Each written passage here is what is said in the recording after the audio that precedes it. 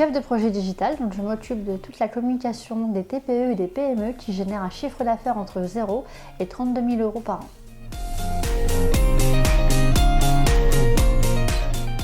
J'ai fait des études de communication, j'ai commencé par un bac STG marketing et j'ai enchaîné directement avec un BTS communication. À la suite de ça, j'ai obtenu une licence information communication et j'ai fini avec une maîtrise en stratégie de communication web. Et du coup, après cela, j'ai commencé à travailler en agence de communication et chez des annonceurs pendant près de 4 ans.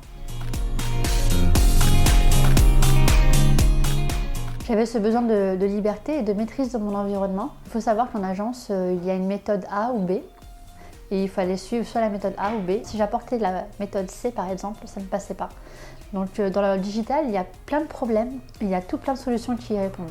Il n'y a pas qu'une solution à un problème. Je pouvais tout aussi être efficace assise sur un canapé avec mon ordinateur que assise sur mon bureau avec un ordinateur. Alors du coup, il faut savoir que dans le digital, c'est toujours en mutation. Ça bouge tout le temps, ça change tout le temps, donc on est obligé d'être toujours sur le qui-vive, d'être formé, d'être toujours sur la pointe des dernières technologies, des dernières méthodes digitales, de communication digitale. Donc on est amené tout le temps à suivre des formations. Là récemment, j'ai suivi une formation chez Simplon pour justement monter en compétence sur WordPress.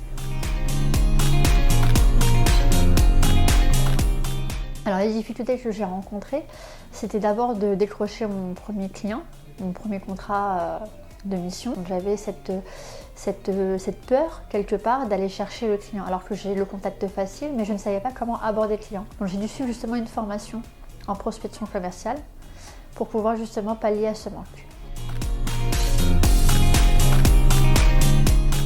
Justement, c'est pour ça que j'ai choisi d'être freelance parce qu'il n'y a pas de journée typique. Je suis une personne qui déteste la routine, qui déteste les mêmes tâches quotidiennes. J'aime bien quand ça bouge, et justement quand on est en freelance, c'est que chaque journée qui passe, elle ne se ressemble pas. Donc il n'y a pas de journée type. Il y a peut-être des routines type le matin par exemple, mais après au cours de la journée, tout peut arriver.